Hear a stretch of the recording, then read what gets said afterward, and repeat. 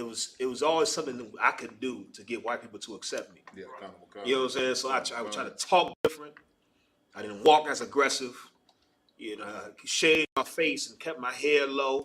I tried to dress quote unquote professional and walk around for no reason. Nigga, why you in a suit and tie for no reason? You know what I'm saying? Just in my mind, if we did something different, white people would treat us different. Right. And when I heard this scripture from the men in the UPK, this freed me, brother. This and a couple other ones, because I understood it's the Lord is saying, consider my work. Consider the work of the Lord. The Lord did this. How can you make straight what the Lord made crooked? Right. You fighting a battle that will never change, that will never be won. The Lord created our oppressor to be a devil. Right. He created them to be evil. He created them to be backwards. That's right. And barbaric. Why the hell you think you talking? Hi, hello. How's it going? You think that's not gonna change the hatred. How's it going? Go ahead, man. Exactly, sir. My personal history, I can vibe with what you're saying. Right. They say code switch. Cold switch at the water. Right, con. I remember I was working at a horse stable in Philadelphia. Okay, and this cowgirl type of Edomite, her name was Star. I always thought that was funny because I dated 2 chicks in the hood named Star. But anyway, I digress. But she was teaching me how to drive a horse and carriage because they had a movie audition coming up. They needed extras. And while we driving the horse and carriage, she instructed me and her talking. She turned over and she said, "You know what?" She called me by my slave name. She was like, "You know, I really like you." She was like, "You know what?" She was like, "You're such a great young man." She was like, "You know, you're." So what she said, "You're different than all the rest of them." She was like, you're not like every other black guy I've ever met. You're different than all the rest of them. You're so well spoken and you're polite and patient and well mannered and da da da da. And I'm sitting here looking at her like, bitch. the niggas you talking about, when I leave this job, I'm one of them. Yeah. I'm about to go be one of them niggas. Yeah. I'm about to go smoke a blunt. I'm about to go drink a 40. I'm about to go listen to some hip hop music. Real loud. Real loud. Call you a cracker behind you. Like, you know what I mean? But part of me, you know what I mean, I was very insulted. But like you said, it's that part when you're in the world of it, that's a level of acceptance. Yeah. I knew I had security at that job because they didn't look at me like they didn't know I was every other nigga. They didn't look at me like I was every other nigga. And I perpetuated that shit while I was there. Oh, yeah. Brother, you went, man, listen, confession is good for the soul. You know, I was the token Negro. I can pull you pictures right now, me being on the baseball team, the only nigga on the baseball team, only nigga on the basketball team. My mom would do that on purpose, putting me in programs where it wasn't a lot of us. Right. And so because of that, I started to take on that whole spirit of, okay, don't be around niggas. Don't act like quote unquote niggas. Don't talk like niggas. Be this, because apparently this is what white people like. Right. And then when you go into the history, and the UPK teaches the history, and you understand that white people were killing black people that did all that. Yeah, kind of. You understand? During the Civil War, when they weren't murdering thugs with their pants down low, that couldn't talk, that was uneducated. During the Civil Rights Movement, they were murdering politically active college students who wore suit and ties. So the whole idea that somehow we have to do something to get them to love us, that is slavery. Yeah, I'm telling them, brothers and sisters, free yourself. If you're watching right now, you think you have to change how you talk or change who you are to be accepted and get ahead in the society. I can tell you right now, the moment I became fully niggified, I became the more successful. Embrace the nigga, man. That's where you need a shirt. Embrace the nigga. Embrace the nigga, right? Embrace it. Embrace the nigga in you, man. Because that's what this is all about. You understand? And when you really find out that Jesus Christ was a nigga, all the prophets were niggas. Nigga is to love, to be great and superior. You understand? That word, by the way, that word nigga only means black. That's it. You understand? Nigga don't mean an ignorant person. It don't mean ghetto. Nigga comes from niger, which is the Latin word for black. Right. You understand? So that's all it means. And the prophets were black. They were called niger in Acts. You understand? What we got? Let's keep reading about the shot. They are confederate against thee. Verse 6, tabernacles of Edom and the Ishmaelites. You can start right there. It's going to list all the different nations. You understand, that are confederate, that are joined together against us.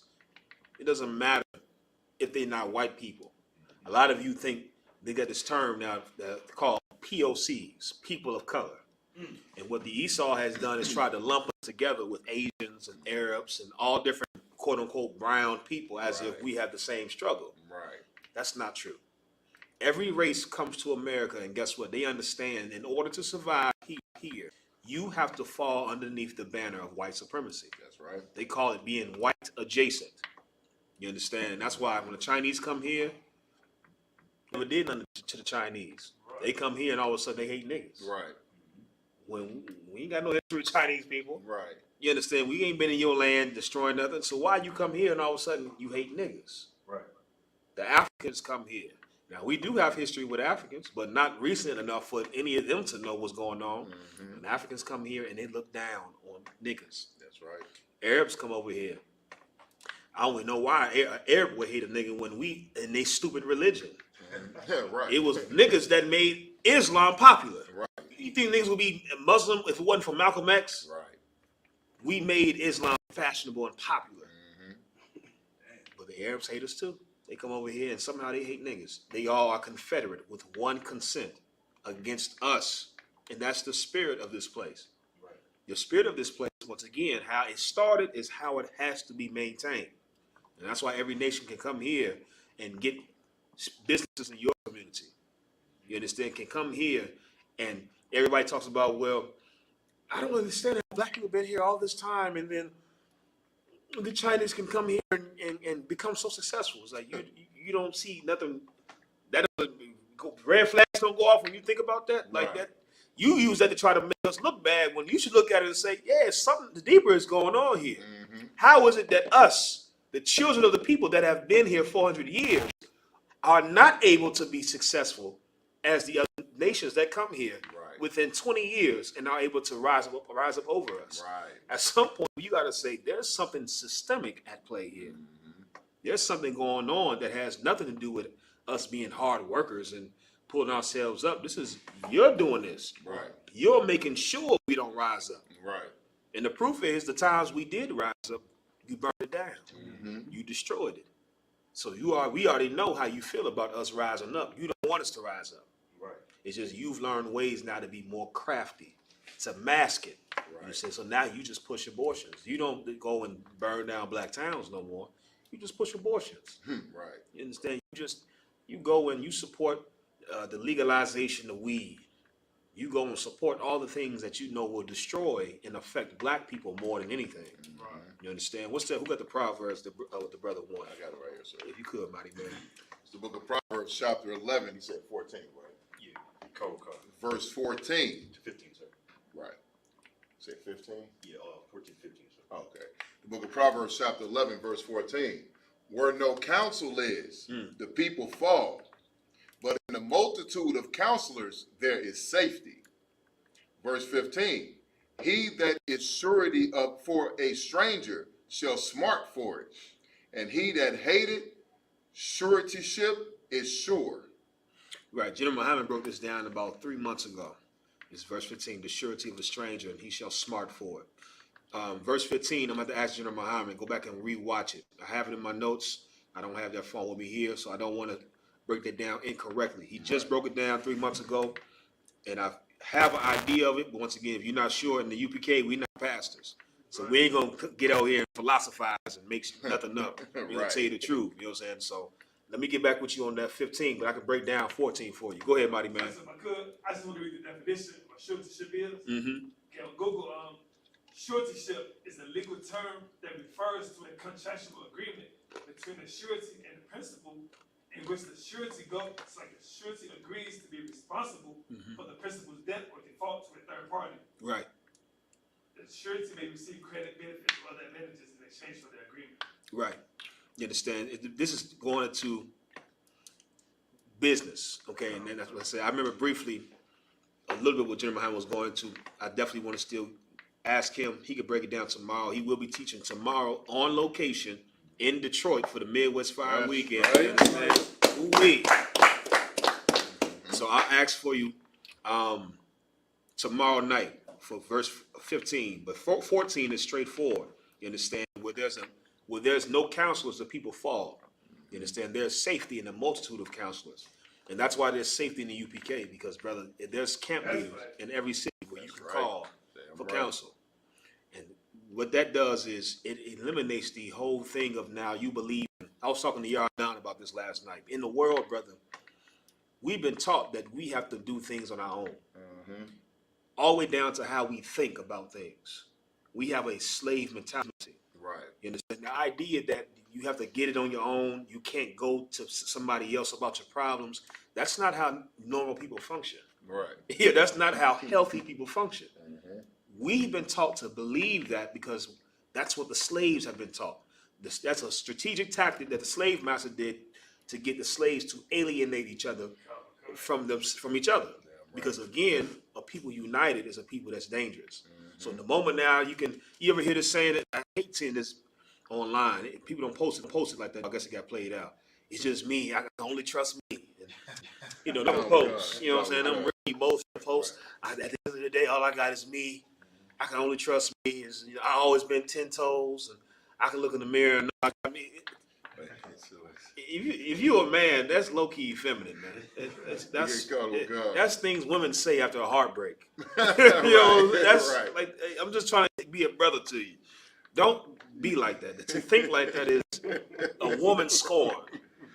I knew I couldn't trust that nigga. I'm done with niggas from here on. It's just me and my kids. That's how you sound. You understand? That's not how functional, healthy people think. That's right. Healthy people understand that I have to lean on somebody else. And there's going to be times where they lean on me. Right. That's healthy. That's what every nation does. Every nation, you can look at every nation that's come here. They didn't come here being individuals. They came here being a unit. Your problem is my problems. You understand? If somebody got a problem with you, they have a problem with the neighborhood, man. That's right. You understand? That's right. That's how we have to be, because that's the only way you can build anything. The Lord is telling us right here, without counselors, the people fall. And that whole idea that we got to keep to ourselves and we got to get it on our own, what that does is it causes you to not go and get information from an expert. Right. You understand? There are men the Lord put on the earth that are experts of the things of the spiritual nature. And all of your problems are based in the spiritual nature. You're seeing it manifested in the physical nature, but all of your problems are based in the spiritual nature. And there are men here that are trained to break down your problems and solve your problems. You would be a fool to now avoid going to those men. That's right. And that's why Esau has taught us you got to be by yourself. A man stands alone. No, that's not true. Go ahead, my It's like it's one of my favorites. I used to say this dumb stuff in the world, but one of my favorites that the Lord revealed to me how stupid it was to say is born alone, die alone.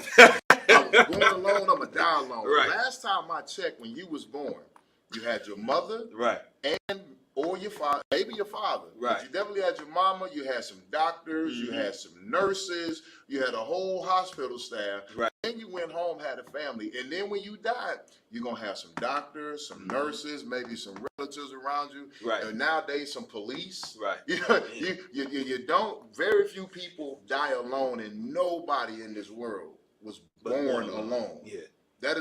And that statement is big amongst our people, like you say, to perpetuate that individualized, I don't need nobody mentality. Right. When you needed somebody to be born, if nothing else, you needed your mama and a doctor. That's it. That's it. And like you said, Maya, that's so heavy that you say that, because, okay, really, when we really want to get down to the nitty gritty, the people that say that don't even want to be alone. Right. That's the part that, once again, every problem, there's a spiritual basis. If you look at it in the spirit, the people that say things like that are really yearning to not be alone. Right. That's what's really going on. You understand? Even women that say, I'm done, I'm tired of this. They want to be with the man. That's why they saying the things they saying, because they hurt, because they not with the man. Right. So even when you hear how people say that, it lets you know that we're all craving to be to have something. Right. But for some reason, we are perpetuating and regurgitating this nonsense that this master has taught us, when we all want to be wanted and we all want to be a part of something. And that's why the truth is so beautiful, because in here, you know that you can, that innate desire that's in every human is fulfilled, and it's fulfilled righteously. You understand? Go ahead, Ash. Salaki, sir. I would say people like that, they got a demon on them. Oh, yeah. You know what I'm saying? Big up the General Hanukkah. That's right. That's right. They got that lecture, so people can know how to fight that demon, All right. and not just, put they whole sword down and just suffer. Right. You know what I mean? Salaki. That's right. And you know what? And coming to the truth, too. Once again, I was talking to Yardan about this last night. If you the type of brother that you are willing to help a brother, and that's most brothers in here, that's all brothers in here, you'll go out your way to help a brother. But when it's time for you to need help and you ain't gonna make a call, that's a demon. That's a demon. And that's the part that brothers fail at. And you think you being strong when you're weak. You don't even see your weakness. Right. If you are willing to go and bend over backwards for a brother, you have to be able to let a brother do that for you. Because brotherhood is a two-way street. That's right. Right. What's really happening and what's going to happen is, if you're the type of person that will help a brother but won't call for help, somebody give me a guess on what will happen. And once again, it's just a spiritual nature. You got to be able to see the foresight of what will happen spiritually. Go ahead, Mayah. Salaki, sir. Eventually, and I've seen the spirit on brothers. Eventually, you start stepping back. You get isolated. Yep. You leave the truth. You go into the world, and you get destroyed. That's exactly what happens. You'll start to resent the brothers. You resent the brothers for not being there for you when you never even gave them a chance to be there for you. Right. Right. All I do is for everybody. You always hear that. I'm always helping everybody. I'm fixing everybody. I'm there for everybody. Nobody there for me. Nigga, you didn't call nobody. Right. You understand? Like, that's a demon, brother, where you create the problem and now you blame somebody else for the problem. You have to pick up the phone and call and give brothers a chance to be a brother to you. Right. Don't be a brother that could jump up and help somebody else, but when it's time for you to need help, you scared or too proud to make a call. You're weak. You're so weak, and really, we don't need that type of help in here. If you can't make a call, don't help nobody. Right. You understand? Because you are a weak link, and the chain is only as strong as its weakest link. Right. You understand? So we don't need that around us, because weakness destroys everything. You have to be willing to help brothers and let brothers help you. That's how we become closer. That's how we build bonds. Right. You understand? In any type of relationship, you be with a sister long with a brother, you get stronger when you see y'all been able to help you. Y'all can lean on each other. You don't get strong in a relationship when it's always one person doing the leaning and always one person with the shoulder out. That's not, the relationship doesn't get strong. You get strong when y'all both know, when I needed her, she was there. When she needed me, I was there. That's right. That's how you build those bonds that last for last time. And it's the same with brothers. That's right. You understand? So what the scripture says, where there's a multitude of counselors, there's safety. It's always good. It's always good to have counsel. You understand? In Ecclesiasticus in the Apocrypha, it says, get counsel before everything. And that's what a wise man does. Before you do anything, consult with somebody that's more wise than you. Once again, because we're slaves, that sounds like something that's hard to do when Esau does it. Esau has positions that they hire in corporate America whose entire job is to inform them on what to do and what not to do before they make decisions. Right. Go ahead, Mighty Man. I think they call them consultants. The water, that's the word, consultants. Very, very. They get paid very well, brother. Yes, sir. You understand? They are literally called consultants, and their entire job is to be there for when Esau needs to make a decision, and he comes to the consultant. What should I do? We got this going on. What should we do? Well, based off of my experience and my expertise and what we got going on here, you should do this. Perfect. And that's why he's able to be successful, because he understands where there's multiple counselors, there's safety. That's right. You out there making decisions on your own when you ain't got enough wisdom to make decisions. You understand? A wise man knows he knows nothing at all. The Lord said, any man think himself to be wise is a fool. That's the best thing you can do, is realize I'm a dummy. I'm a dummy, and I can look at my decisions that I've made. You got to be honest with yourself, man. Right. I can do it. I look at the decisions I've made in the past and say, yeah, nah, I'm not leaving it up to myself to do that. I need to call somebody. Right. Because the decisions I made that clearly have shown the women I've been with in the world let me know I'm a dummy. Right. You understand? You know what I'm saying? Go ahead, buddy, man. On the 6, we have another question when you was raised. Let's get that question. And then we're going to go into this Olympics in the election right after this. Okay. This is a question from Edward Jones. Can we still sin? Can what? Can we still sin? Can we still sin? Okay. Edward, who is we? I got to understand what you mean by we. Right.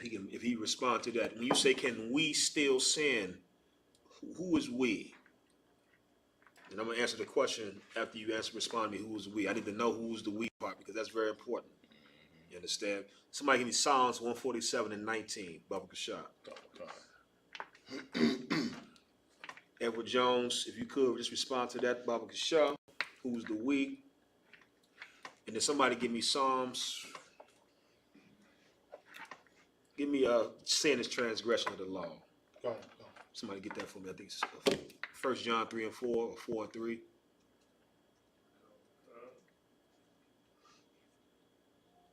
Let me know when you respond, mighty man. Okay. Is there still sin, like as a whole people on the earth? I understand. Who got Psalms 147 and 19? Got it right here, sir. Okay, let's read that. The book of Psalms, chapter 147 and verse 19. Let's get that second. Who got the one sin is transgression of the law? Okay. If you could read that one first, please, Ash. Okay. The water, my yard. I am, sir. I got the book of 1 John chapter 3 and verse 4. Mm-hmm. Whosoever committeth sin transgresseth also the law. For sin is the transgression of the law. This is an important scripture. This is very important. And brothers, when you debate anybody, especially Christians, this is a scripture that you might want to go to at least at some point in the debate, because you'll be so surprised how this will change the entire debate once you can establish what sin is. Most Christians believe sin exists still. The problem is Christians also believe that the law doesn't exist. Right. Without the law, there is no sin, because sin is literally the transgression of the law. The word transgress means to cross a boundary. Trans means to go across, and aggressive means to transgress a boundary. That's why a transsexual is somebody that crosses genders. They used to call them that before it was politically incorrect. Cross-dressers. You understand? Now they call them transsexuals, transgenders, trannies. Right. You understand? The word trans means to go across. And so to transgress the law means you cross the law. You cross that border. You cross that line. You go against the law. Sin is to break the law. It's to go against what the law says. With that being said, we have to find out now who the law was given to. Right. Because if sin is the transgression of the law, let's find out who the law pertains to. Let's read what you got, my yard. Come. It's the book of Psalms, chapter 147 and verse 19. He showeth his word unto Jacob. The Lord said he showeth his words unto Jacob. The Lord's words are found in the Bible. You understand? There are many nutcases out there and quote-unquote so-called atheists that believe the Bible is tainted. And the Bible, a man wrote that. Right. Nigga, a man wrote everything that you read, because that's not the only way you're going to be able to read it. Right. That's terrible logic. Anybody that uses that, brother, you just know they are intellectually inferior. If that's their argument, I'm telling you straight up. To say a man wrote that, okay, no sweat, brother. I understand. No sweat. That's a stupid argument. You understand? Of course, man wrote it because that's the only way anything would get written. A monkey didn't write it. Right. You understand? So there are people out there that believe the Bible is not God's, not true and not valid, when the Bible is in fact the words of God. That's You right. understand? It is the only book that has been accurate in its predictions. The only book that has made prophecies, and those prophecies have come true. That's right. Show me the other book that predicted the transatlantic slave trade. That alone, I think that was the scripture that most of us was mind blown coming to the truth. Yeah, come. Deuteronomy 28:68. You understand? When first hearing about that scripture, brother, that blew my mind to know that the Bible mentioned the transatlantic slave trade before it happened. Right. That blew my mind. I said, oh, damn. How is it that I grew up in church and never knew that? Right. Because the church doesn't teach God's words. They don't teach the Bible. Exactly. The Lord says he showed his words unto Jacob. That Bible, everything written in that book, That's right. is given to Jacob. When it says Jacob, was referring to the children of Israel, Jacob's descendants. A lot of you make the mistake, and I'm not saying you, Edward, specifically, but a lot of people make the mistake in believing the Bible is associated with religion. When But the Bible has nothing to do with religion. It's not a religious book at all. The Bible and religion are on two ends of the spectrum. You understand? The Bible speaks against religion. The Bible is a book that was given to a family. You know what the Bible was like? Before Moses, everybody, let me see. If you're in the chat, type of 1 if you can relate to this. Type of 1 in the chat if you can relate. Did your grandmother have recipes? Or somebody in your family, your aunt or your mother, did they have recipes that only they knew? Type of 1 in the chat if you can relate to that. Yeah, or an auntie or a great grandmother, whoever, a woman in your family or a man in the family, where they got recipes that was very specific and that was exclusive to their family, to that family. Yeah, see, this was passed down. This was my aunt Myrtle recipe, and she gave it to me. This was my grandmother Celia. This was her recipe, and she passed it down. The Bible was like that before Moses. Right. It was, if you were not in that family, you would not know the recipe. You had to be within that family in order to have it passed down. That was the Bible before Moses. The laws existed before Moses. It was just passed down through the family. What Moses did now, when he came, Moses came and codified or codified the law, meaning it was now written out in how you have the Constitution today. It's still talking to the same family, but the family is so large now that this family is a nation. That's the Bible. It was never talking to anybody outside of that family, all the way from Adam, all the way down to Jacob. Right. You understand? It's been talking to the same family the entire time. The Lord gave his words. He showed his words unto Jacob. Keep reading. Khan. His statutes and his judgments unto Israel. His statutes, his judgments unto Israel. Jacob and Israel are the same person. Right. You understand? Jacob's name was changed to Israel after he wrestled with the angel and was blessed. Right. You understand? The Lord is saying that the statutes and judgments was given to Israel, meaning the statutes is referring to the laws. You understand? The law, statutes, and commandments. The judgments are the punishments that come with breaking or transgressing the law. Right. The only people where sin still exists are Israelites. You understand? The white man can't sin. You understand? What's the proof he can't sin? Because he wasn't given the law. Right. The law is not talking to him. If you need proof, all you have to do is go into Deuteronomy. There's a law that says we are allowed to eat certain things. We're not allowed to eat something that died within itself. Right. We are allowed to give it to the other nations. Mm-hmm. That's proof that the other nations weren't given the law. They can't sin. The white man can eat pork all day. It's his favorite meat. The other white meat, they put pork and bacon on everything. Everything. Brother, I look at pork rinds and it still amazes me. It's like, we got a chip of pig chips. We so desensitized, we look at it like, this is pig chips. They got pork, everything. They can eat it. We can't eat it. You understand? They can get high. You best believe they get high. I know you've been so destroyed, you believe everything negative in this place we do. Niggas love getting high. Niggas love some weed. That's how Bill Clinton got you to vote for him back in the 90s with your dumb self.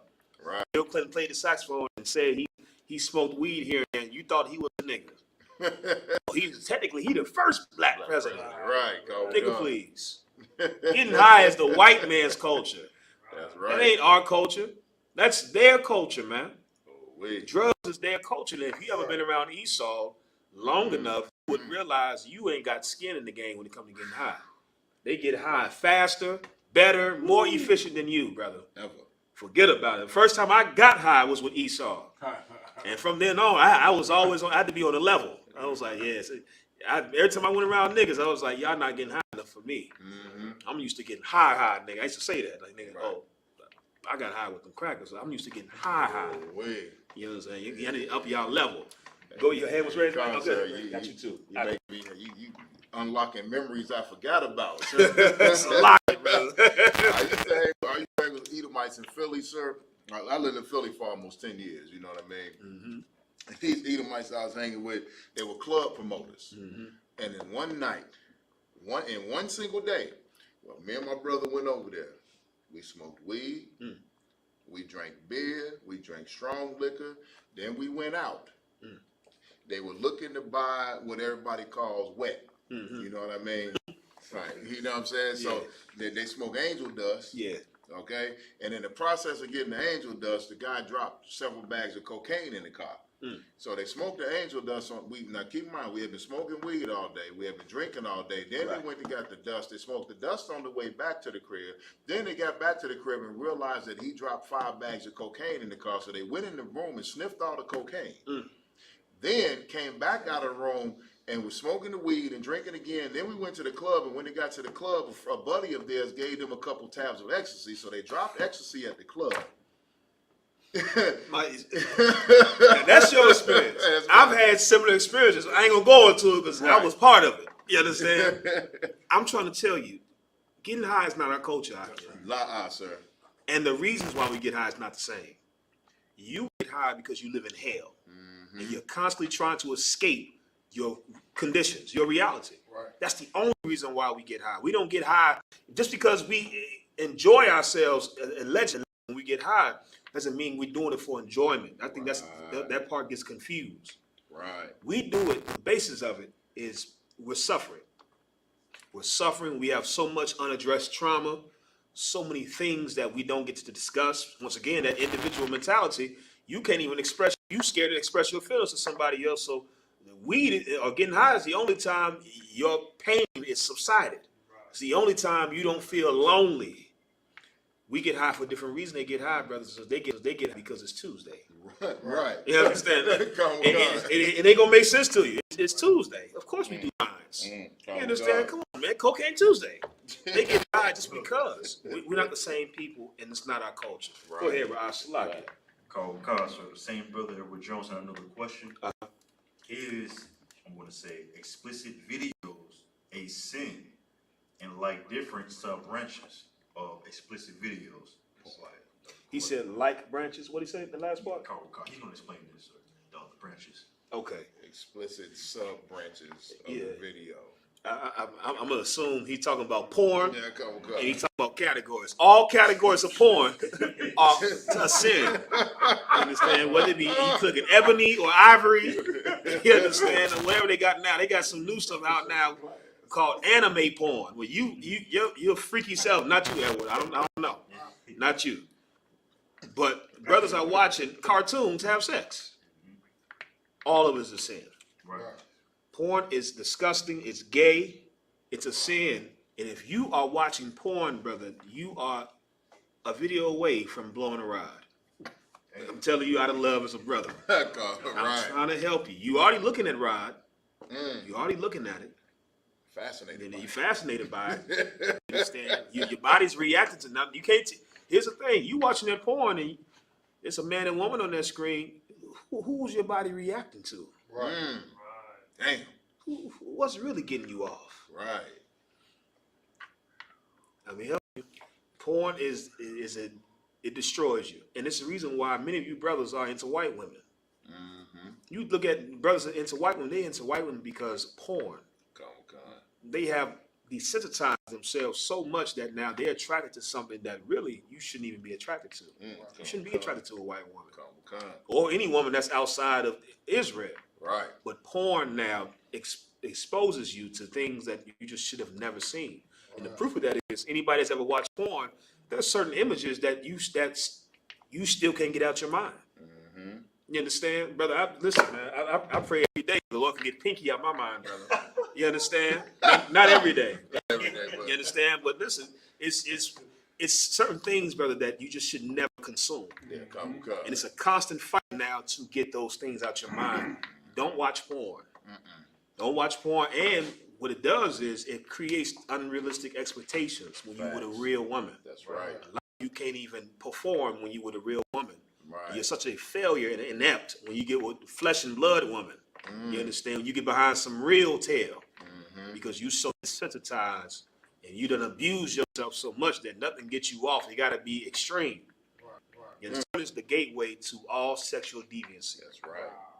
All deviancy. Child molesters start off by watching porn.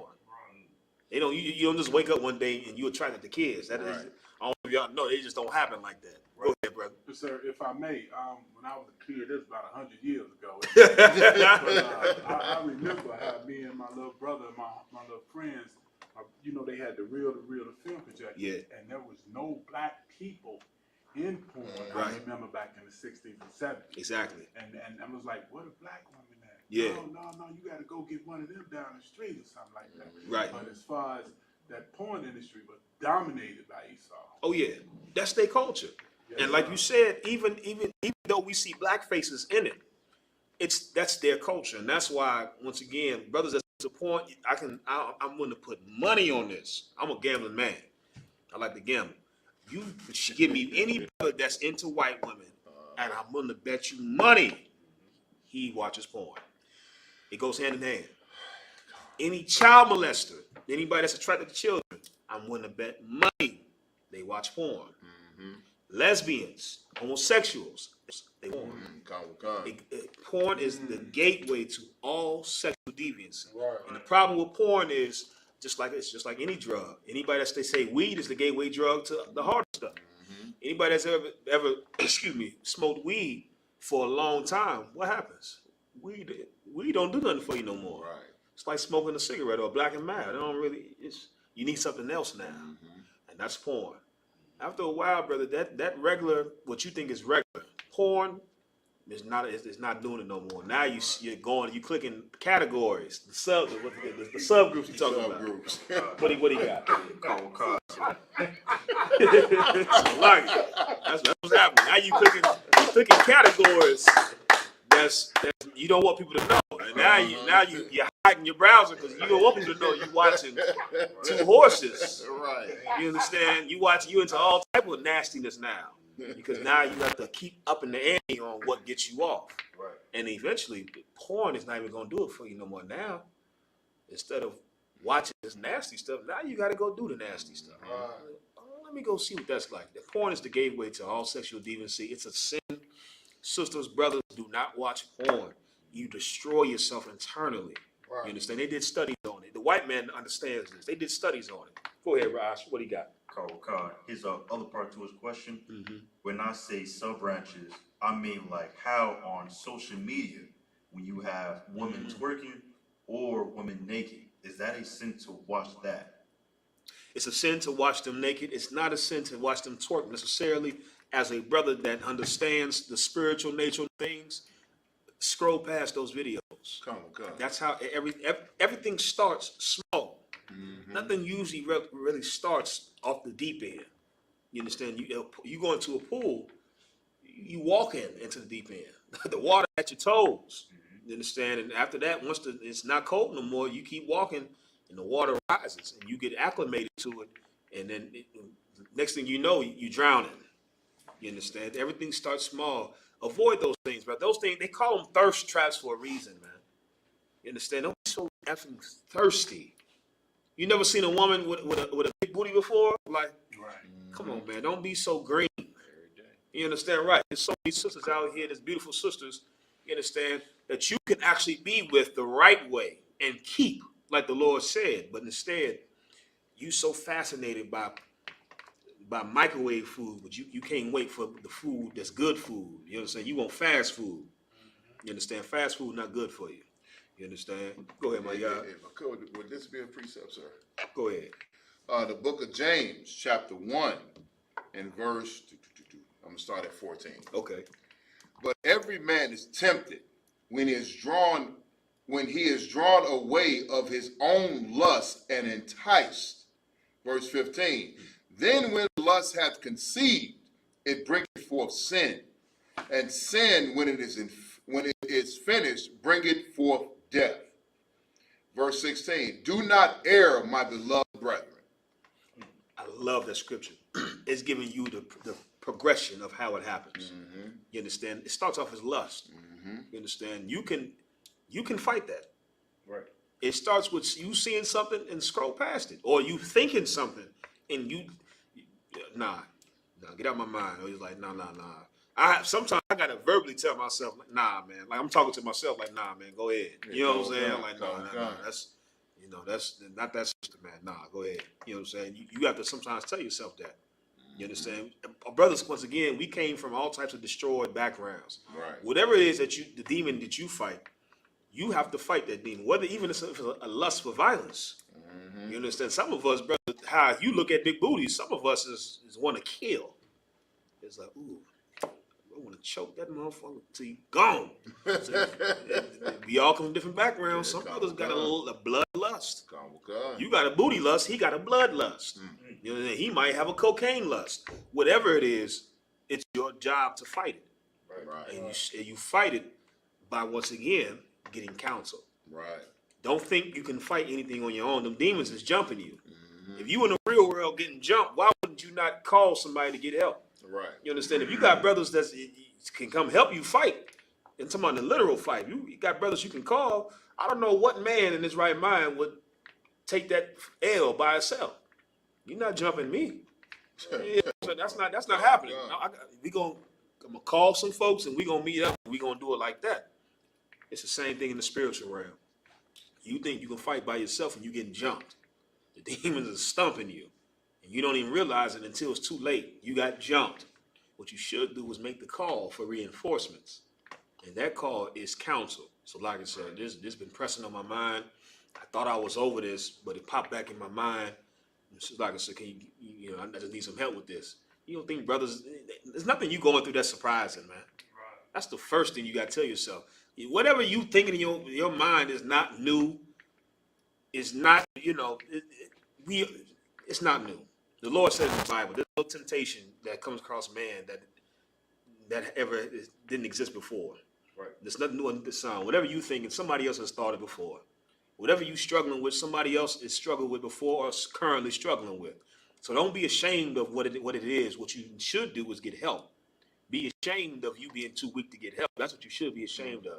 You understand? Because without getting help, really what you're saying is you like the thing that you lusting after. You ain't really fighting. You like that thing.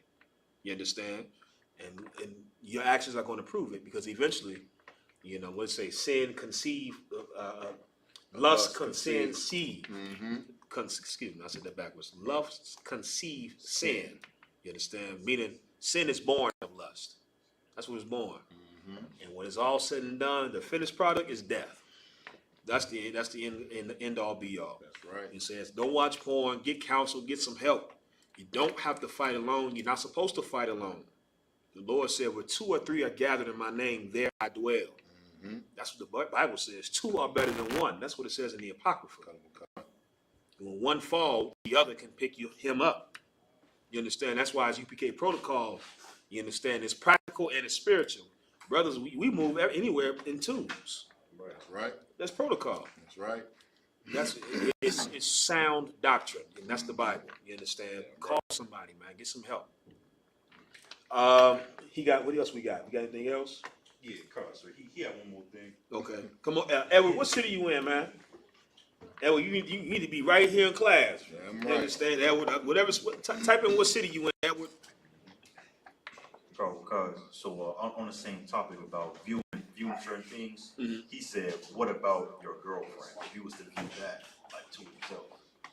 No sweat. There's no such thing as girlfriends and boyfriends. Right. That's the first thing. There's no such thing as girlfriend and boyfriends. You know how many children are born, quote unquote, unwanted children are born out of the idea of girlfriend and boyfriend. Either you're single or you're married. Right. That's it. And sex is marriage. So right. if you are having sex, you are married. You understand? If you having sex with that woman, that's not your girlfriend.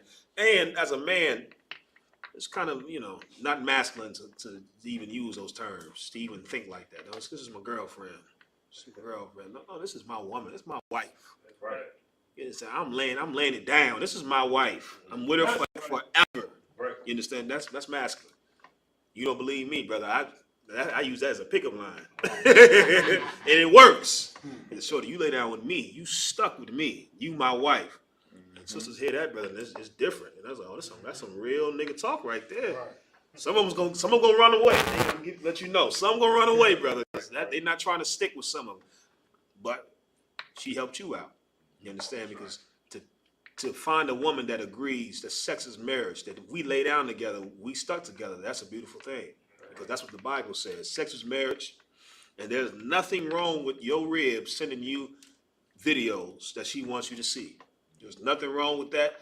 I encourage it. You understand? I encourage it. Keep it spicy. You know, whatever y'all need to do, that's y'all business. If she wants to send you those, if your wife wants to send you those, your rib, just let you know. So be it. You understand? Just make sure y'all don't lose your damn phones. Right.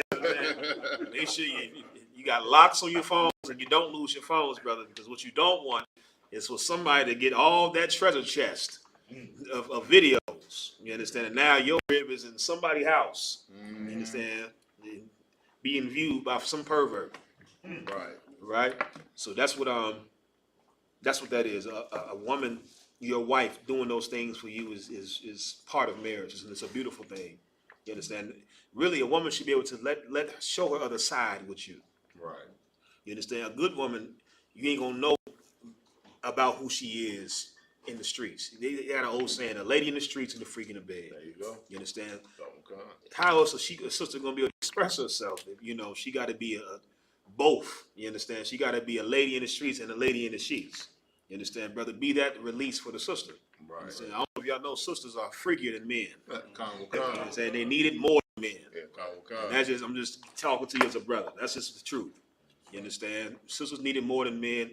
You got to be able to be there to give the sisters a release. Give her her due benevolence. Like the Bible says, her due kindness. That's right. You understand? And part of those things is the videos and all those good things and stuff like that. You understand? What else we got, Raj? That's it right now, sir. No sweat. So now let's get into this election.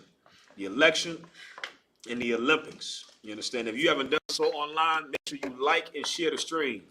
If you haven't done so, like and share the stream. Hit that like button. It don't take nothing from you to hit a thumbs up.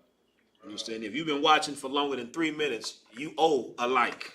You understand? Because in this age of short attention spans, anybody that can keep your attention for that long deserves the like, at the least. Right. I like stuff that I don't look at the page, but I was like, damn, I watched the whole video. You know what I mean? I like it just off of GP. Yeah, I'll take another one. You can leave that one right here.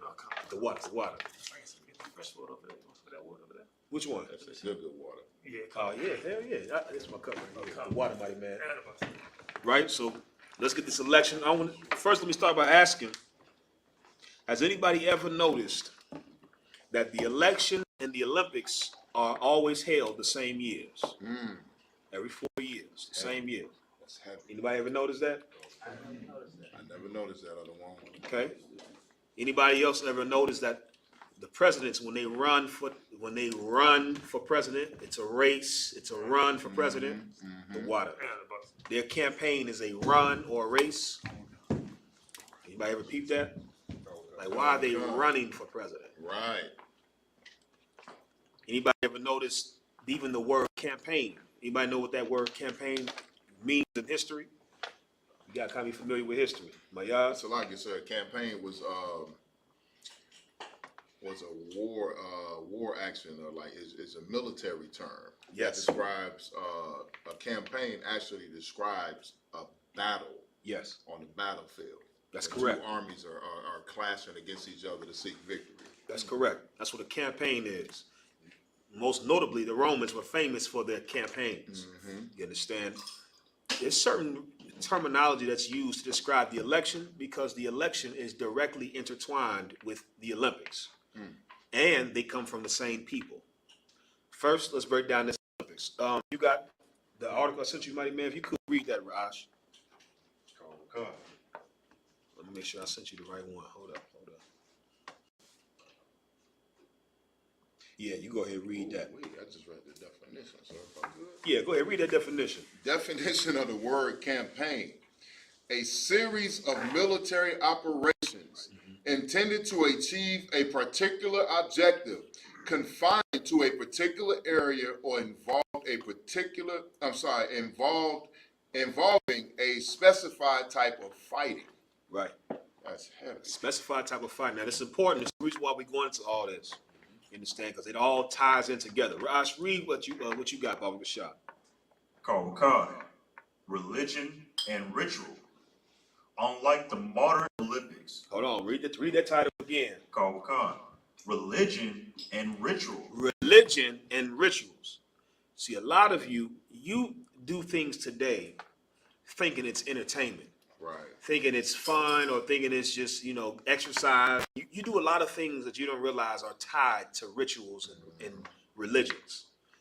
The Olympics being chief of those things. You understand? We're going to prove it to you. Keep reading if you could. Coward. Unlike the modern Olympics, the ancient games were inextricably linked with religion. For one, they took place in the sanctuary of Zeus at Olympia. Stop right there. Now, this is where the article is wrong, because it tries to separate the ancient from the modern.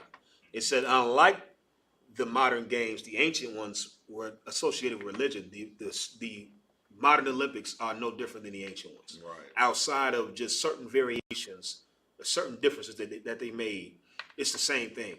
And the rituals they do prove it's the same thing. We're going to get it, right? So it talks about how the ancient Olympics, it was a ritual religious practice. Like this has nothing to do with who's the fastest. I know, because your life is sports. Right. And dribbling a damn ball. Right. And running and who's lifting weights. Oh, your life is just being a dumb jock. You think this is about sports and trophies and medals. This is deeper than that. You understand? The Olympics is a religious ritual. Keep reading. Coward. Providing a religious setting for the Olympics. Right. So they had this Olympics in Olympia, in Greece. The Olympics come from the Greek people, the Grecians, and they had it in Olympia. Olympia was named after, anybody know? Would that be the Olympus? So Greek goddess or something. That's right, Mount Olympus, the tallest mountain in Greece. That the Greeks believed that the gods, their pantheon of gods, lived there. Greeks, once again, the Esau has a tall imagination. Right. So some of the things I'm about to describe, they're not true. It's just what they believe. Right. The Greeks believed that on the top of their tallest mountain, Mount Olympus, is where their gods live. They call them the pantheon of gods. Zeus, Hera, Athena, Apollo, Mars. Mars and Apollo are the same. Hercules, the water. You understand? That's where Mount Olympus is, where their gods live, home of their gods. Olympia, Greece, is a city that was named after the birthplace or the dwelling place of their gods. And so that's why it's called the Olympics today. The Olympics is named after Olympia. You understand? Olympia is named after Mount Olympus. Stop the water, mighty man. Keep reading. Coward.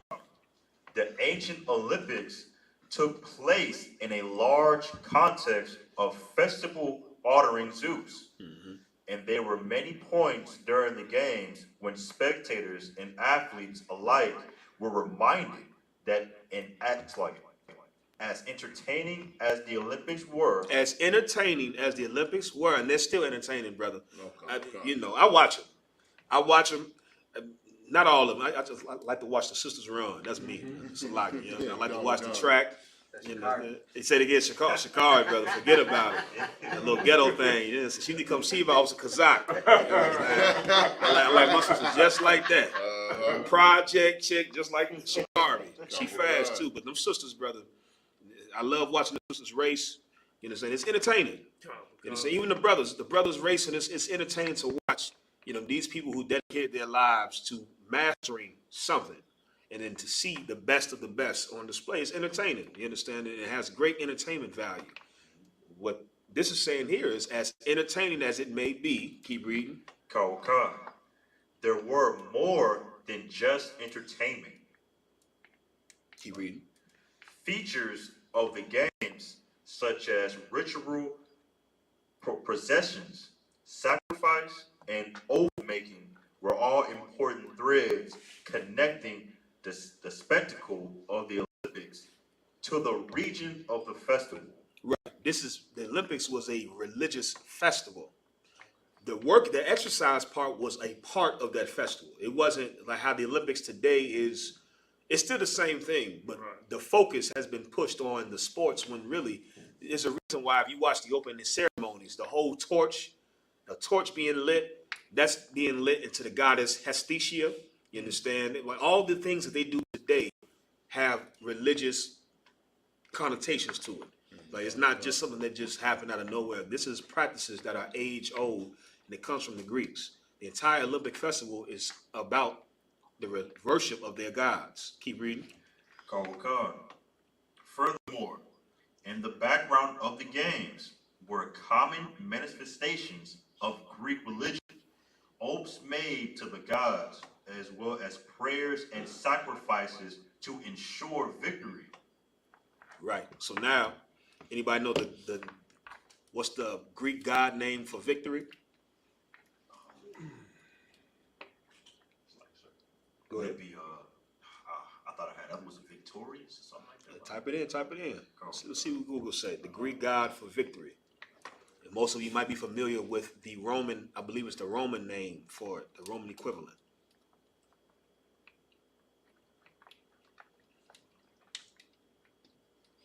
The Greek god of victory. Go ahead, Ash. So like you said, is it Nike? Nike. That's where that comes from. You understand? That's what the swoosh is. You understand? That comes from the whole. Once again, there's the Esau. They idolize everything. They turn everything to gods. Right. And so they had a god that literally they prayed to win. Nike is the god they prayed to ensure victory. It's not by happenstance that Nike is one of the biggest sponsors and has been its formation of the Olympics. They go hand in hand. They still worshiping the same old gods. It's just you not educated enough. We are not as a people to understand what we're looking at and what's right in front of our faces. Esau, he has never left his practices. You understand? They've always kept their same gods. They just transferred them over. Perfect example. You look at it. Of all the Greek gods, the Romans kept all those gods. Right. They just named them something else. Zeus in the Greek is Jupiter in the Roman. Hades in the Greek is Saturn in the Romans. Poseidon, Neptune. Poseidon in the Greek is Neptune in the Romans. They are the same gods. Apollo in the Greek is Mars in the Romans. You understand? Athena is, I forgot. I used to know them all by heart. I used to be fascinated with the mythology. They kept the same gods. They just rebranded them, gave them different names. America's the same. They have the same gods. It's just you don't recognize the rebranding of it. You understand? Keep reading. Kawakar. Sacred possession.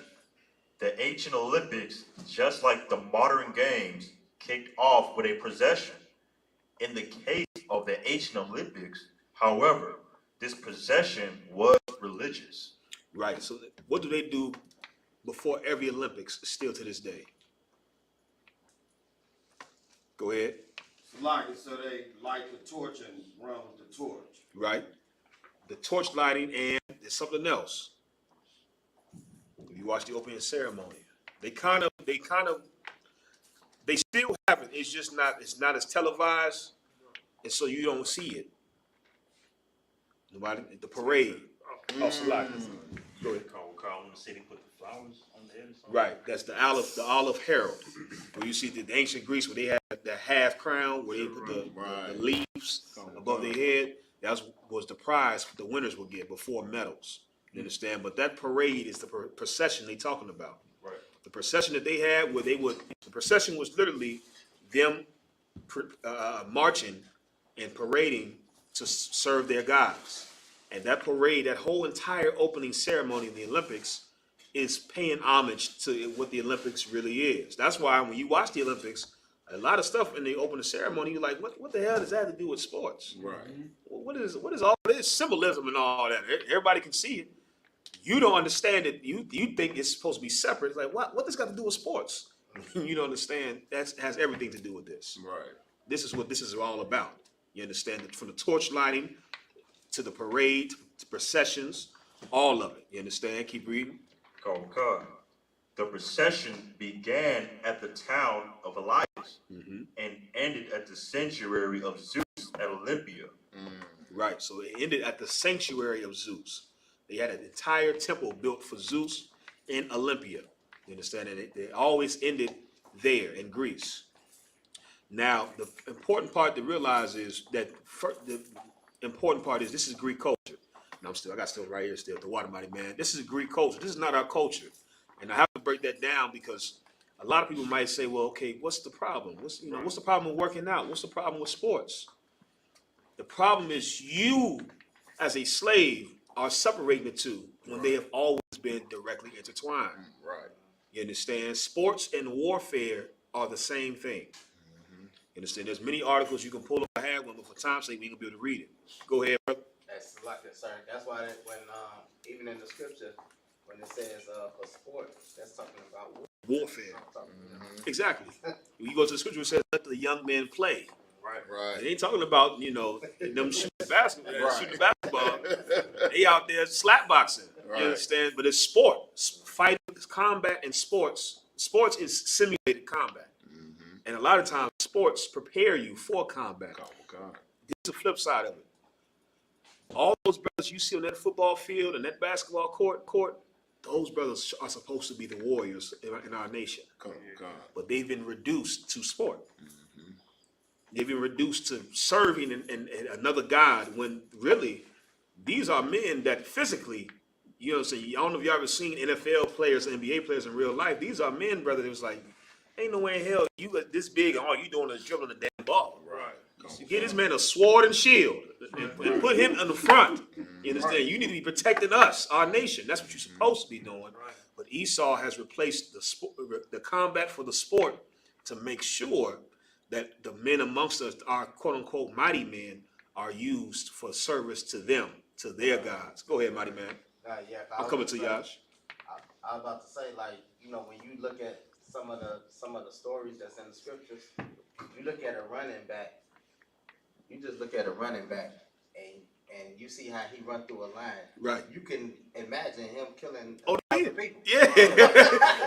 I'm telling you, bro. He real good at Splitting the line. and everything. Right. And how he just run through the field. Right. See, okay, why the Lord say when a one chase a 10, Right. a 10 chase 100, you can see it then. Exactly. You understand? It's not hard to see at all. Like this brother can split a line of defenders. Brother, all you gotta do is imagine them niggas with swords and shields. You sending him through the line. Like we gonna be running you through the line. You understand? That's what we doing. Right. You see them brothers on that old line, brother. Them brothers stopping men from coming through. They put them on the line.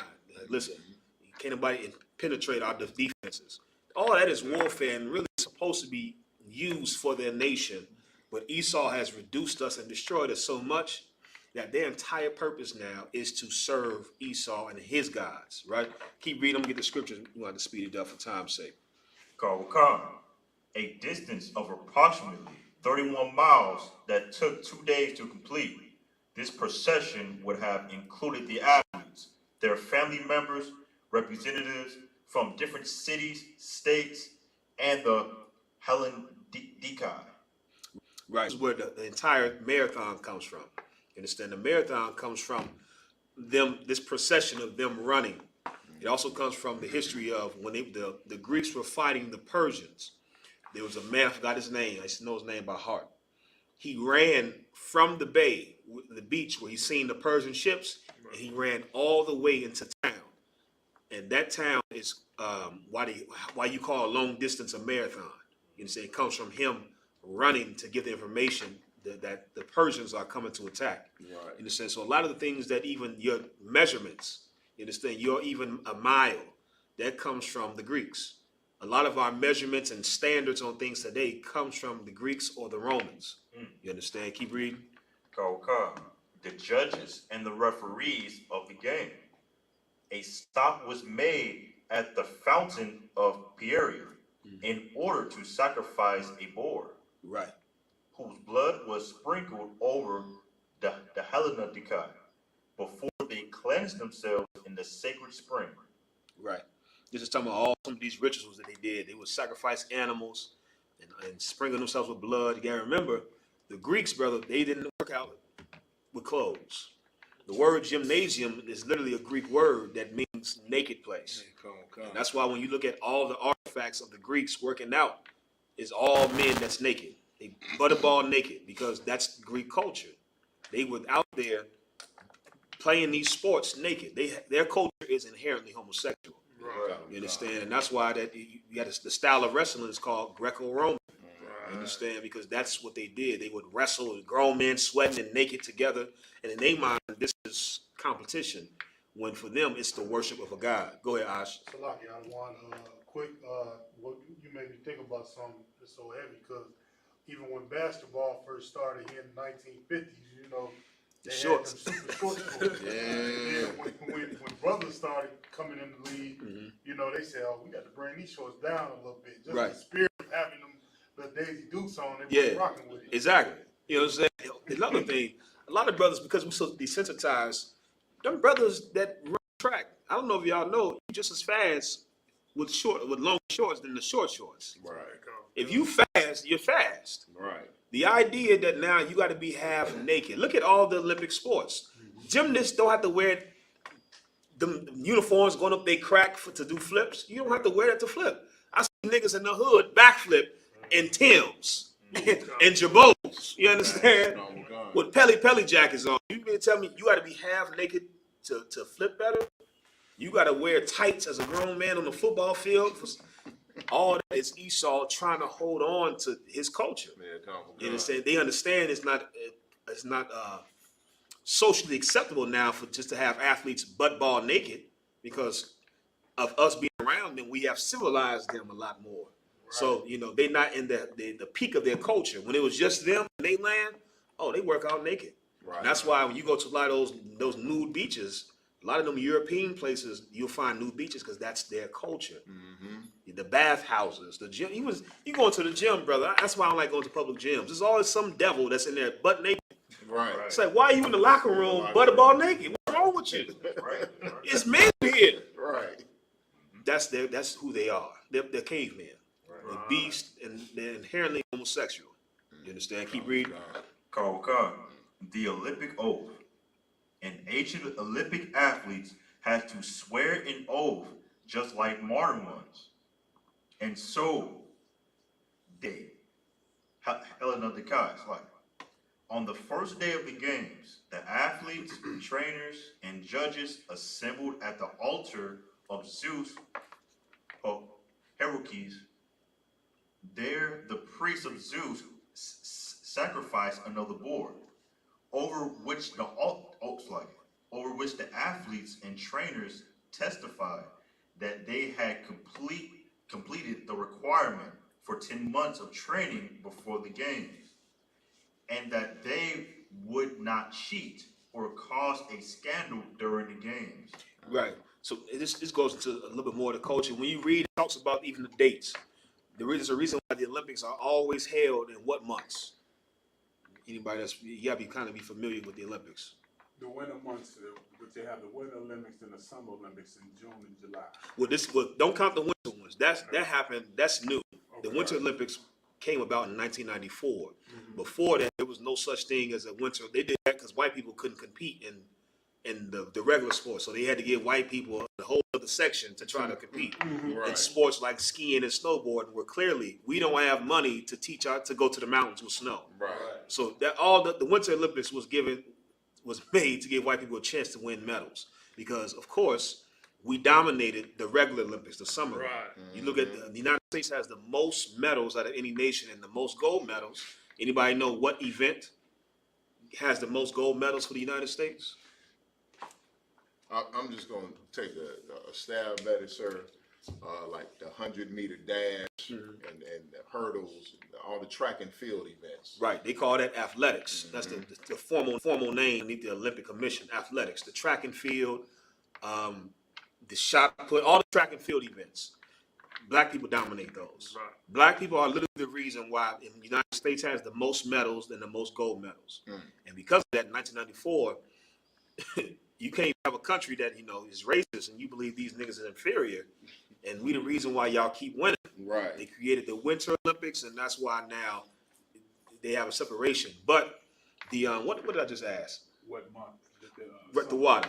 The Olympics are held usually in August or September, and that's on purpose. It's supposed to be after the solstice. Something about the solstice and the full moon. It's a religious thing, and that's why it's held. It's the same time every 4 years. It's always in the summer months of August or September, because it's after a certain solstice and the second full moon. It's everything is religious. It has nothing to do with nothing being random or coincidence. Oh, it's just the summertime because it's good weather. No. It's held on this time because of the religious aspect of it. It's all religious, right? So now get me First Maccabees chapter 1 and 11. Let me get a couple of these scriptures and we get up out of here.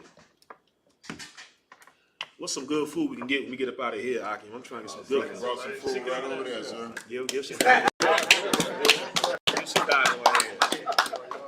In Most High Christ.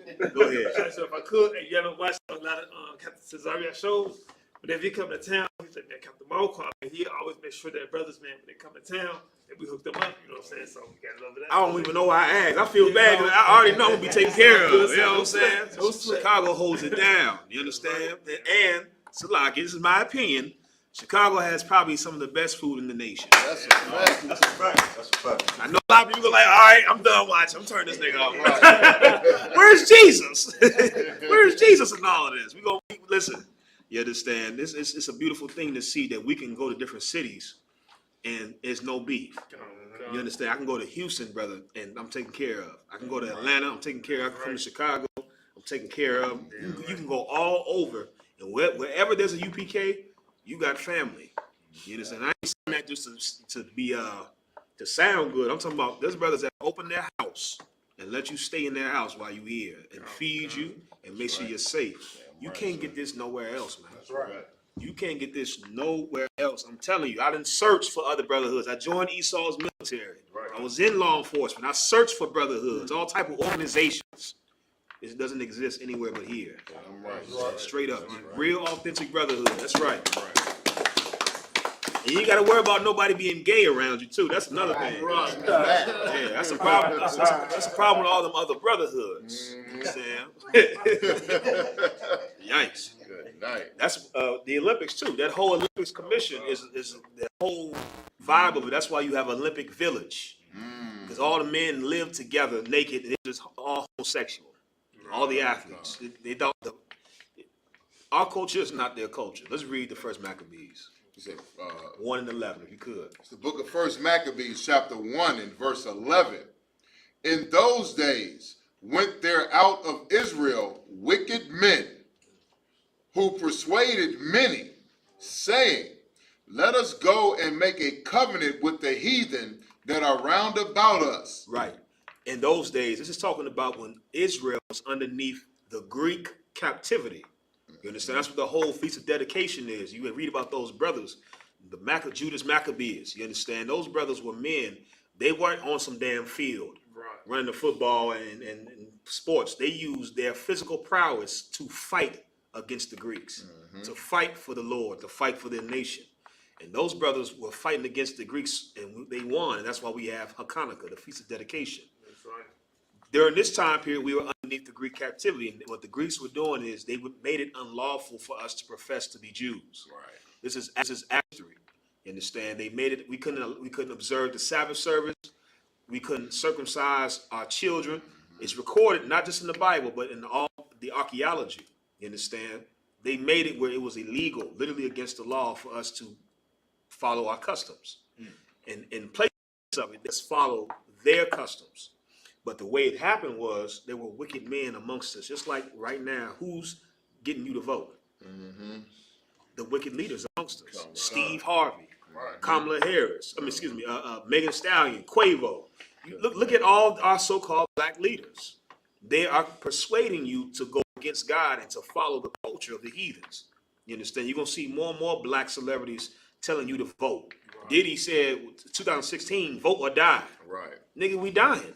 Right. Whether we vote or not, we still dying. That was the dumbest thing I ever heard. Yeah, come.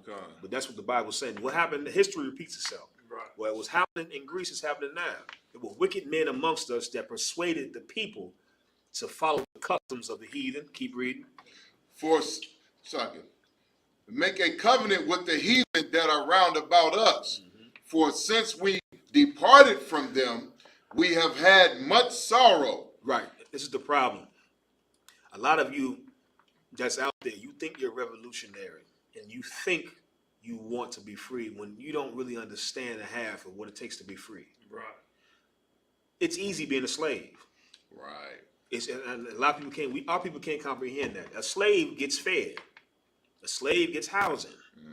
slave gets taken care of, and of course it's not the best, but I'm saying that's the rations of a slave. You're gonna have somewhere to sleep. You're gonna have something to eat. That's the rations of a slave. As a free man, nobody gives you anything. You have to now go and get it. You have to go and build it. You have to go and kill it. Everything is now, you have to do it. And that's why what we're doing in here is it lets me know that, brother, we are truly free men in here. We're still in captivity, but we are free men in here. That's right. Because we don't rely on Esau to do a damn thing for us. That's right. We need a building. Brothers go and get the building. Brothers go and slave and get the money and get the building. We got to clean in here. Brothers clean. Sisters clean. We need food. We go and get our food. We cook our food. Everything we do in here, we do. Right. We are getting the practice of what it's like to be free men and to run a government. The problem is, brother, the majority of our people are not built to do that. That's right. Majority of our people need to be fed and need to be clothed. They would rather have somebody take care of them. And because of that, during that time, a lot of our people were like, listen, man, it's been hard since we departed from the Greeks. It's been hard since we departed from the heathens. Even we came out of Egypt. It was the men of renown wanted to go back. Right. Imagine if we leave America right now. If they got rid of all the niggas in America. You think Oprah gonna be wanting to be out there with us in the damn woods? Right. Oprah want to go back. Right. We can be in the woods. We ain't got nothing. You know what I'm saying? We low already. Brother, Tyler Perry and Oprah and Lee Daniels, they're not gonna want to be out there with you. That nigga, I was somebody back over there. You know, I was living good back then. It was the same when we came out of Egypt. It was the same when we departed from the heathens here. Keep reading. Khan, verse 12. So this device pleased them well. Verse 13. Then certain of the people were so forward herein that they went to the king, who gave them license to do after the ordinances of the heathen. So now, some of our people are so forward. I mean, it's so just foul. Some of this, you got Uncle Tom's, and then you got Sambo, Raccoon, Step and Fetch It, dirty bastards, man. Right. It's like you took Conan to a whole nother level. You ain't have to do all that. Right. You know what I'm saying? Go ahead, Mighty Man. Well, who's that? What's that? Captain Zaria did. What's dude? Jesse D. Peterson. Oh, just exactly. He ain't even got to do all that. Yeah. He said he was on some show and said, "We need more white babies." Nice. You ain't got to do all that. Like, we know you Uncle Tom, and that's okay. But nigga, why are you doing that? You know what I'm saying? You taking the Conan to another. You so fraud that you got to take it to another level. That was them back then. Those brothers and sisters of renown that took it to another level. It's already we forced to be in their culture. Then you got niggas that say we should have a place to exercise like y'all. This is what they did. Keep reading. Verse 14. Whereupon they built a place of exercise at Jerusalem according to the customs of the heathen. Brother, they built damn gymnasiums in the holy city. Now, gymnasium today doesn't seem like it's a sin because we associate it with where you go to play sports. Right. Gymnasium was directly associated with the worship of their gods. That's where the sports was intertwined with religion for them. It's all the same. So to build a place of exercise is building a place to serve their God. We went and built a naked place in Jerusalem to be after the heathens. This is what our leaders back then were doing. You don't be surprised at these Uncle Toms now. This ain't new. Right. We've always had traitors amongst us. The same way we've always had real niggas amongst us. Right. They both always existed. You understand? Keep reading. Verse 15. And made themselves uncircumcised. They made themselves uncircumcised. Meaning the Greeks was already saying, y'all not allowed to follow your customs. But these niggas going further and just making themselves, meaning, you gotta understand the analogy. If you're circumcised, you can't be uncircumcised. You understand? Physically. Right. Once you're circumcised, that's it. You can't add nothing back to it. It's saying spiritually, these cats is adding stuff back to it. It's like they circumcised, it was clean, and now they adding the filth back to them. It's like these were some wicked cats, man. Mm-hmm. If you want to know what they was like, just think of the worst amongst us right now. You understand? Just think of the worst coon you could think of, and like, yeah, that was them. Right. You understand? Go ahead. And forsook the holy covenant and joined themselves to the heathen, and were sold to do mischief. Verse 16. Now when the kingdom was established before Antioch, it's like, I think that's You it. dropped that right there, the water. You understand? It's telling us what we did. We followed after customs of the heathen. The Greeks are the heathen. Right. And because of that, you will read in the history, the Greeks were able to destroy us, brother, unlike anything we've ever seen until the Romans came. You understand? The Romans were just a continuation of the Greek Empire. You understand? But the Greeks, brother, were destroying us left and right. And they committed all types of atrocities amongst our people. And they were able to because we followed after their customs. Right. You understand? It's like if you were a slave and you want to be in the house, there's certain pleasures, there's certain comforts that come with being in the house. What's the flip side of being in the house as a slave? Go ahead. So like you said, you're separated from and despised by your people. Yes, that's true. But the immediate thing, there's comforts of being in the house as a slave, but immediately, what's the flip side of being in the They house? serve no shelter, no home, no security. Well, you do got shelter in the home and security to an extent. Go ahead. If I could, the master of the house has unlimited, unrestricted access to you. You're there. You're closer to the master. You got comfort of being in the house, but now because you're the closest to him, you get the brunt of all the abuse. Right. You're there, Right. and that's why the slaves that they liked, the women that they raped, they brought them in the house. Those sisters, you think those sisters wanted to be in the house? Nah, man, because they were the subject to the abuse that sisters in the field wasn't getting. Right. Because they were closer to the master. The problem that we don't realize, the more we vote, the more we try to join ourselves to these people, we make ourselves more susceptible to the abuse, to the oppression, to the violence. The key is separation. That's right. The key is separation. It's always been separation. You look at any point in American history, we thrived in America in the 1920s and 10s. Right. That's how you had all your Black Wall Streets, your Rosewoods, your Little Haiti, your Seneca villages. And you look at how those black havens were able to flourish and thrive.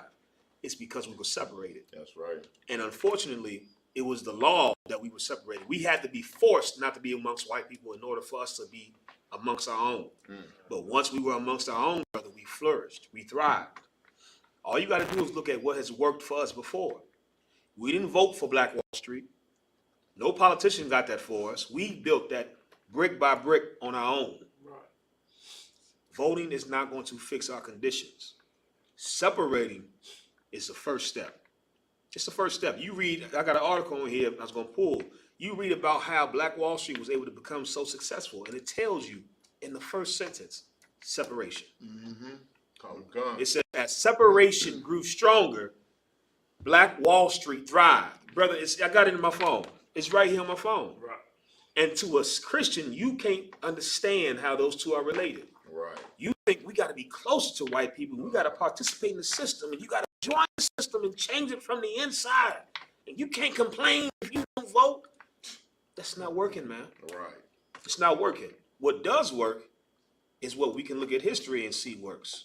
Separation. That's right. That's right. It just so happens that segregation, we were forced to be separate. Now, because they made laws where we're not forced, we have to now force ourselves.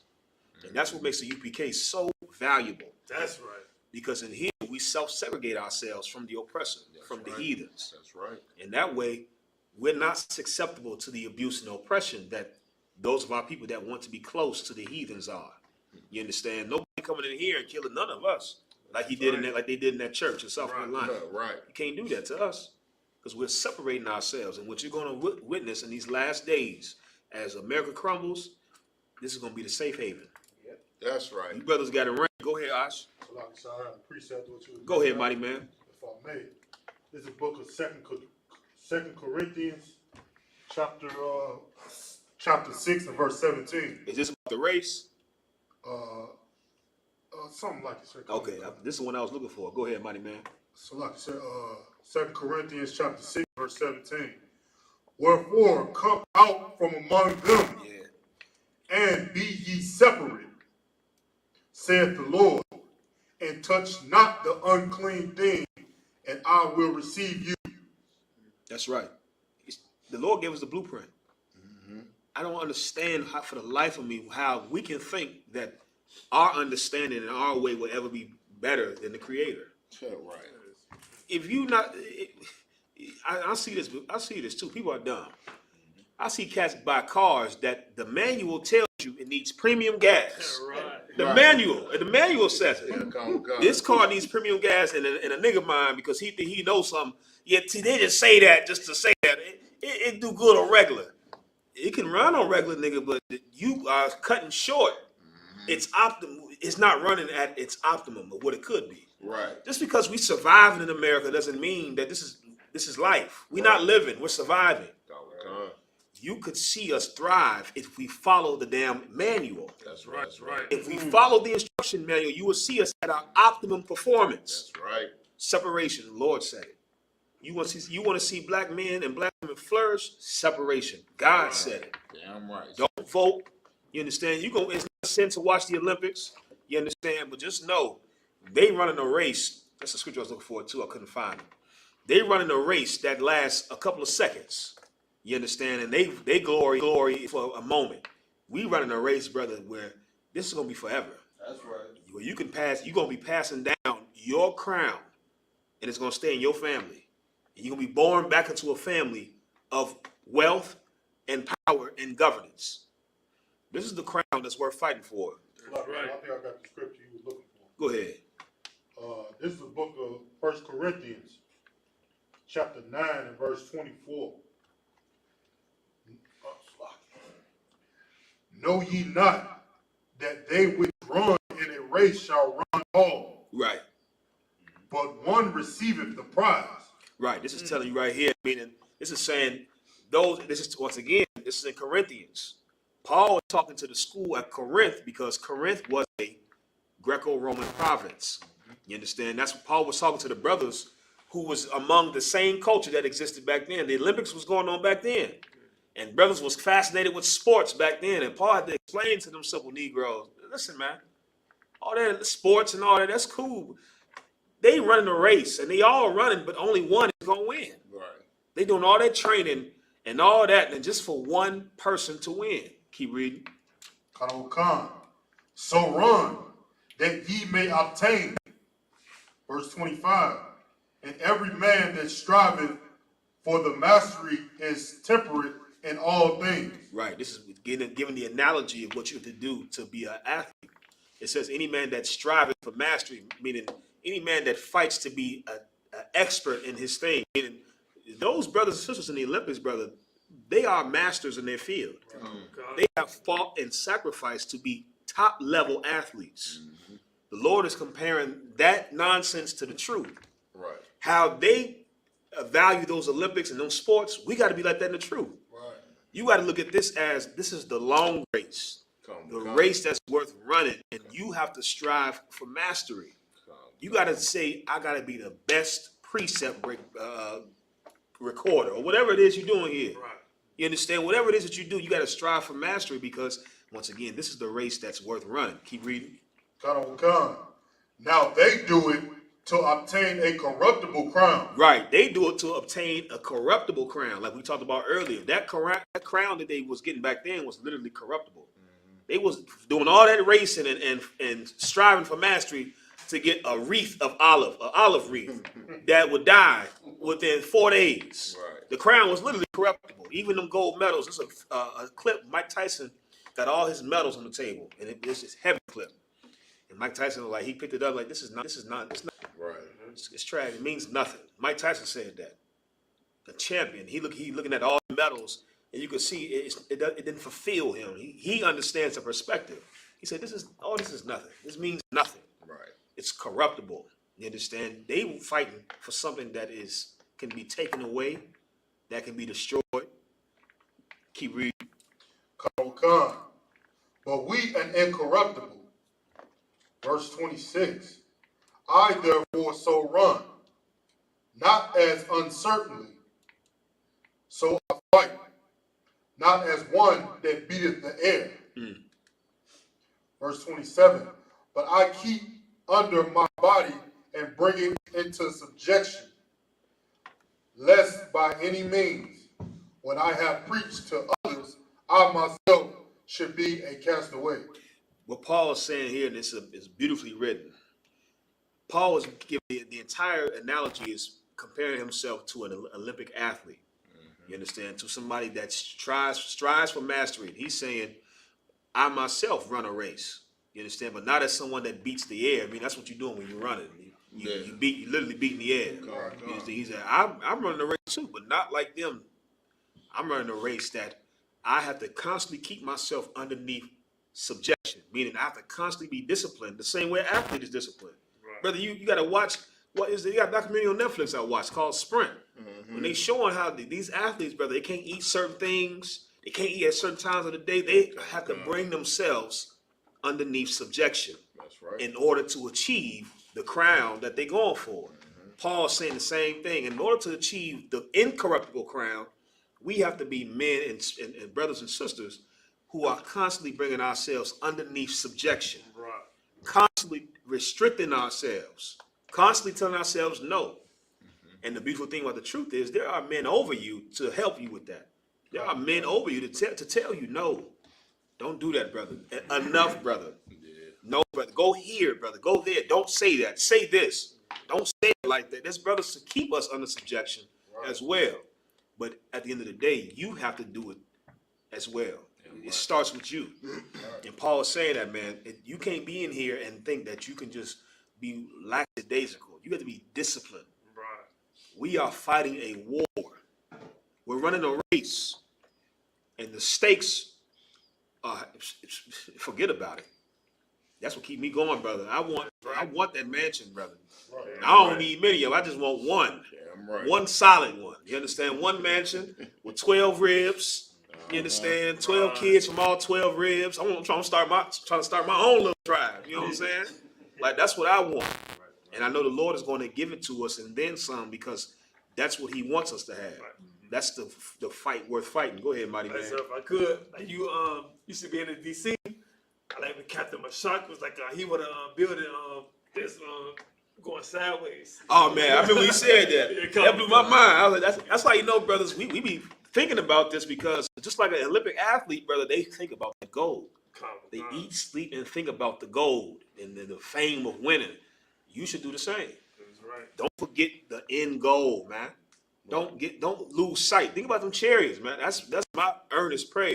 I said, listen, I ain't got to get none of the extra afterward. I just want to see the chariots, Lord. If you could just let me see them, Lord, I would be grateful. Whatever the end goal is for you, remind yourself and keep yourself under subjection until you reach that end goal. You understand? We're going to cut it right here. We went over Salaki for going over too. You understand? If you haven't done so, make your way to Detroit. We're going to be leaving out early morning to Detroit for the Midwest Fire Weekend. It's going to be off the chain. Commander Junior Yohana going to have his lecture. Are demons real? I'm trying to tell you. If anything, make it up just for the lecture. I'm going to have my notepad and pen. You understand? Because I know he's going to be dropping it heavy. And all your problems are based in the spiritual realm. And Commander Yohana, he's going to be going into it. You understand? A lot of things that you see in the physical realm is happening in the spiritual realm first. And he's gonna break all of it down, brother. It's going to be heavy. We got the cookout, of course. We're going to the gun range. We got a whole lineup of events that's going on. And these brothers out in Chicago, they're going to help, you understand, the other brothers in Detroit and St. Louis and all throughout the Midwest to put on a beautiful weekend. It's going good so far. I don't know if y'all can tell. You understand? But we got to eat, you understand, and drink and enjoy ourselves. And this is going to be the vibe for the whole next couple of 4 days. You understand? Right. With that, we're going to pass the class over to the guard. Say it again. Officer Kawaka Salaki. I was calling you a warrior earlier. Salaki, mighty man. Officer Kawak got you mixed up. Yeah, he threw me off. Blame it on him. Salaki, we pass the class over to Officer Kawaka.